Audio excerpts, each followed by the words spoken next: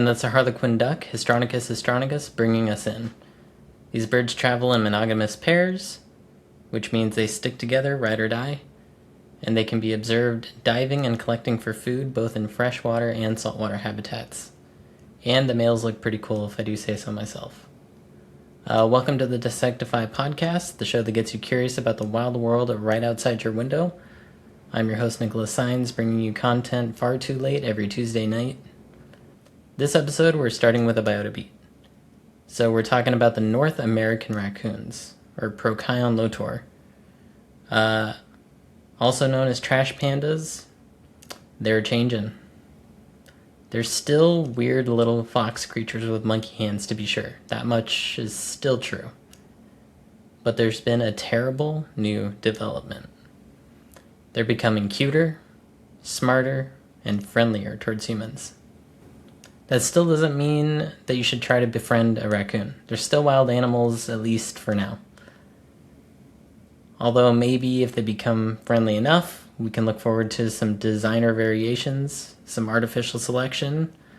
It won't be long until raccoons will have designer raccoons with different body dimensions and colorations.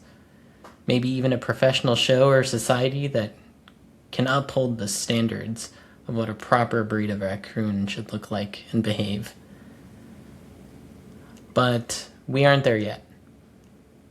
Soon it may be time to open a raccoon pet toys brand. Maybe if that's been your ambition, your time's coming. Throughout many different mammal species, there's been a pattern that emerges when a species starts to become a more domesticated species, meaning it starts to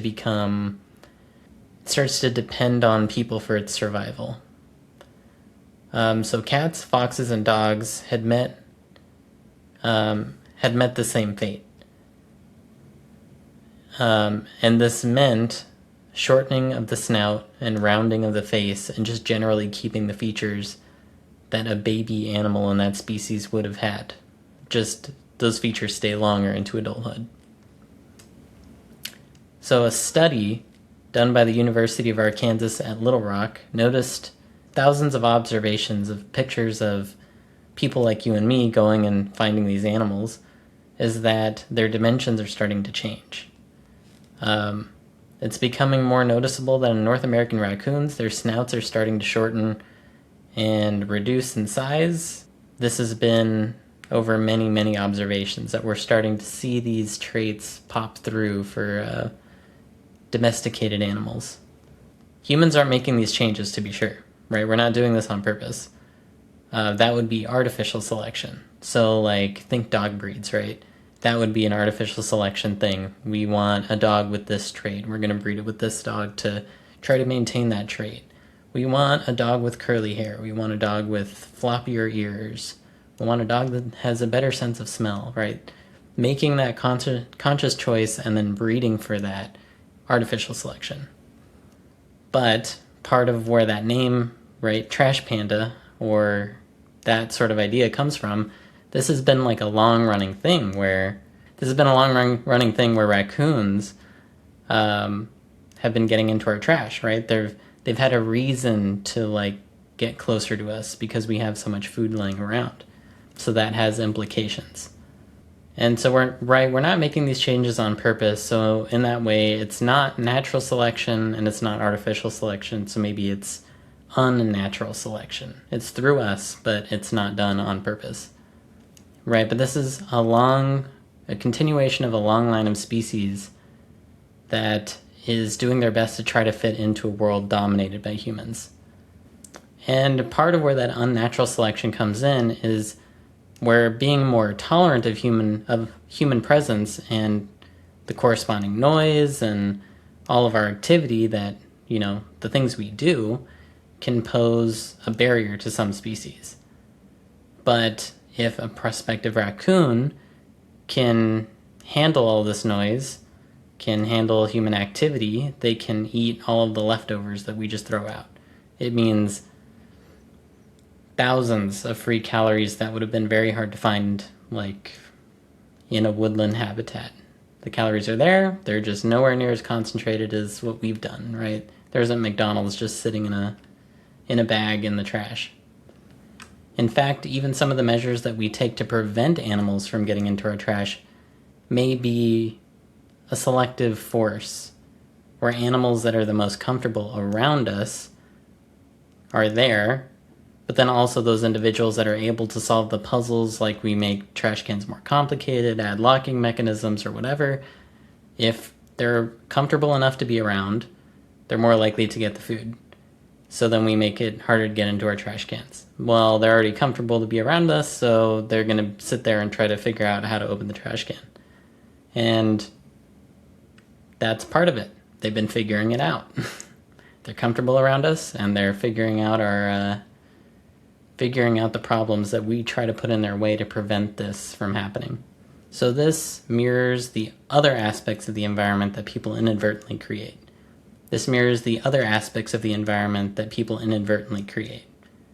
So, for instance, cats were there because rodents are attracted to our trash. So then cats have rodents to hunt. And dogs were there to help us hunt and protect our living spaces in exchange for some leftovers. So they benefited, they stuck, they got domesticated. Our ability to find calories, create calories that will last us longer than any normal meal, right? They're more shelf stable. We want our food to last. We've done a really good job of finding calories and making sure they stay edible. And that means that we just have a lot of food lying around. And all it takes to gain access to the food is to be able to tolerate our presence. If they continue down the same strategy, possibly even becoming useful or cute to humans, which is a valid strategy, you might even get some food directly thrown to you.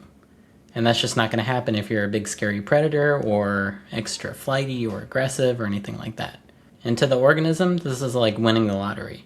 As far as a wild animal is concerned, food is often the bottleneck for an individual's survival, and we have plenty of it. This is sort of in contrast to like throwing our food to wild animals. Doesn't necessarily lead to domestication, right? If you're feeding a bear, or feeding bears or something like that, it doesn't necessarily lead to domestication. But usually it just leads to a problem animal that might still be aggressive or fear people too much, but then also is now dependent on people to get its food. So it'll just become a problem. Which is usually why people say, don't feed the wild animals, because it's not good for them. Well, not only is it not healthy, but also it can lead to some bad encounters. Raccoons are the latest on the long list of species that are having to adapt to a world dominated by human habitat. Species that can tolerate proximity to humans, human activity, and the associated noise might be able to find some serious survival benefits. Even those species that aren't finding extra resources are still having to adapt to change that humans bring. For instance, frogs use vocals to advertise to rivals and potential mates. With increased human noise pollution, many frog species have started to alter their pitch in order to be more audible over human-created noise. Right? So they've had to change how they're making their calls in order to be heard by rivals, in order to let the female frogs know that, hey, I'm here, this is my space. Otherwise, it leads to rivals showing up unexpectedly, and it shows up in less mating, less offspring, if you're not heard by potential mates. And there are several other examples of animals adjusting to humans. Elephant populations have been changing so that individuals without tusks are more likely to survive simply because they won't be the target of poaching. They don't have the valuable tusks that poachers want to come in, shoot them, cut the tusks, and leave. Why would they come in and shoot an elephant and risk themselves when there's not even anything that would financially gain from? Even though for the elephants, this means that they're going to have a harder time digging for some food, they're going to have a harder time digging for some minerals, and also digging for water in their habitat. Although it has the short-term gain of negating poaching, but it's made this a genetic advantage, at least in the short term. Found in the oceans off the Indo-Pacific near Australia, the turtle-headed sea snake Emidocephalus annulatus is a species of snake that is very particular in its diet. It uses a special scale on the tip of its nose to scrape the fish eggs off of rocks and reefs underwater in order to eat. And this species or the population of the species here is starting to see an interesting change. People have noticed that they're becoming darker in response to industrial water pollution. This is a little bit more interesting, I think, and more indirect than the elephant example. When I first heard about this, I thought it was going to be because they were harder to spot in like darker polluted waters, but no, it's even cooler than that. Tragic, but still cool. Darker means over time, the dark individuals have been able to cope better in the new environment. And scientists found that darker snakes were darker because they had more melanin in their cells. And these are on the surface skin cells. Scientists found that this melanin is better at binding to toxic substances found in the water. And when the snake goes to shed its skin, the collected toxic substances were concentrated in the skin are then removed and fall away with the skin. So this is one of those ways that, well, I'll let him say it. I'm simply saying that life finds a way. Yeah, life finds a way. And it's this really cool example of you're not really sure how things are going to react, right? In fact, we don't even know what is a problem for these species in how we're changing the environment. Which is fair. It's complicated, right? But the fact that we want to get from A to B, right? We put up a highway, we invent cars, we do all these genius inventions and set up the systems and do our thing, and then we figure out that what we're doing is a problem. A lot of these systems, even though life finds a way and things are adaptable, we just don't know how important or how fragile some of these systems are, right? Who would have known that, the tires on the highway or the engines that we've made in order to just get around, or the air conditioning unit nearby is whatever we've created, the ingenious inventions that people have created are an issue for species like frogs that are just trying to do what they've done for hundreds of thousands, maybe millions of years. I should have looked into it. I don't know how long. But they've been doing the same thing for a very long time, right? They make noise in order to cue up their fellow members of their species in order to say, hey, this is my territory, get away, or hey, females, I'm healthy and I want to mate, right? This is some of the communication that's been going on. It's been going on for a long time.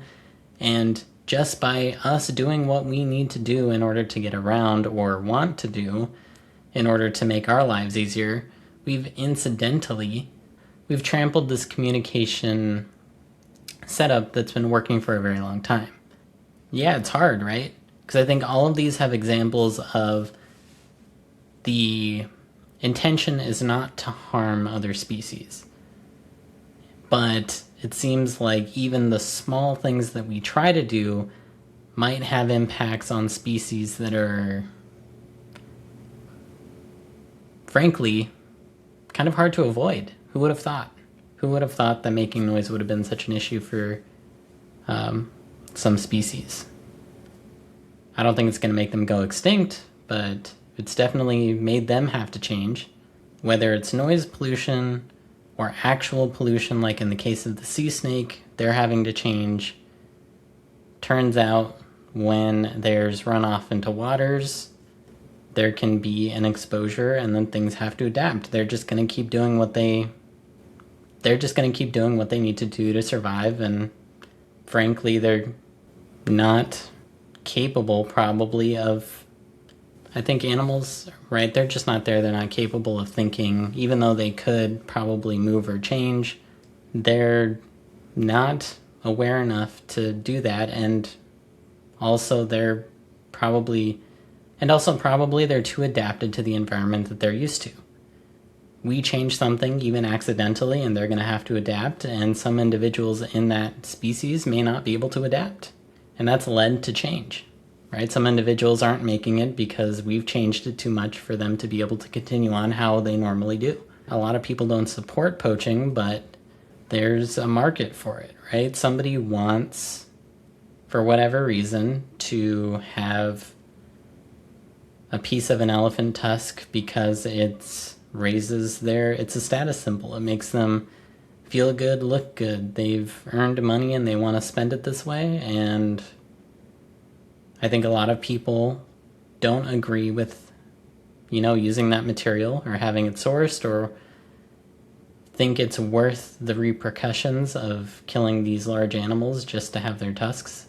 It's still a very human thing to try to collect things that raise our status but don't necessarily help us survive. But that's all I got for today, so thanks. Appreciate your time. I'll put some sources for a lot of the stuff I talked about in the description for the YouTube video.